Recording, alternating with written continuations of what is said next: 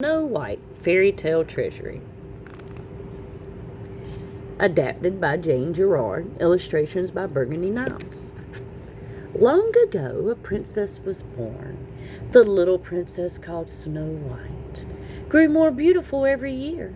Her stepmother, the queen, was also very beautiful and so proud that she had a magical mirror made. Every day she would ask the mirror, "Mirror, mirror on the wall, who is fairest of us all?" The mirror would answer that the queen was fairest in the land. But one day, when the queen asked the mirror who was the fairest in the land, the mirror replied, "You, my queen, may lovely be, but Snow White's fairer stiller than thee."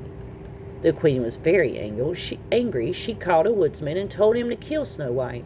The man couldn't bring himself to kill the girl, so he led her into the woods and left her. Snow White was frightened by the noises in the woods. She began to run. She ran as fast and as far as she could until she saw a little cottage with a red roof. When no one answered her knock, Snow White went inside. There she found a little table set with 7 plates and 7 little beds all lined up. The tired princess threw herself down on the 7th bed and fell fast asleep.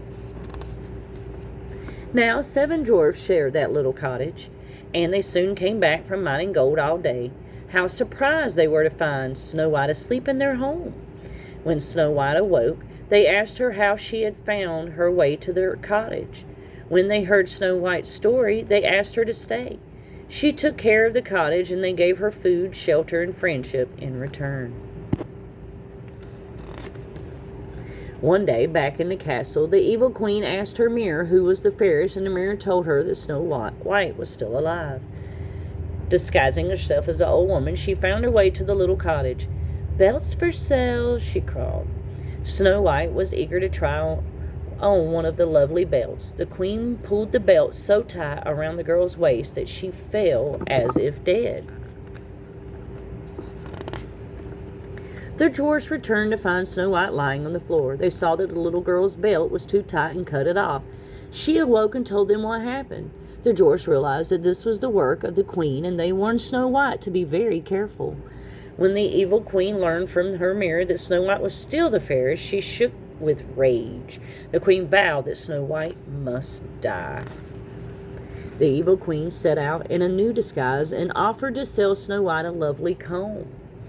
Snow White put the comb in her hair and fell where she stood, for the comb was poisoned. The dwarfs returned and saw the deadly comb at once. They quickly took it from Snow White's hair before it killed her. When the queen learned that the girl still lived, she used all her magic to make a poisoned apple.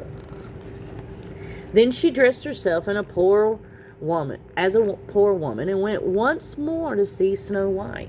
When she offered the girl the apple, Snow White bit into it and instantly fell as if dead. When the queen returned to the castle, her mirror told her at last, "Queen, thou art fairest of all."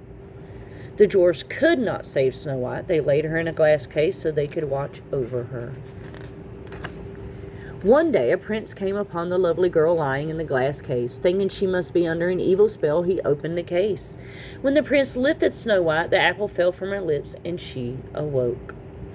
The dwarfs were delighted to see Snow White alive and agreed that she should marry the prince. As for the queen, her hatred made her so ugly that she shattered her magic mirror. Thanks for listening. If you like what you heard, please click like and subscribe.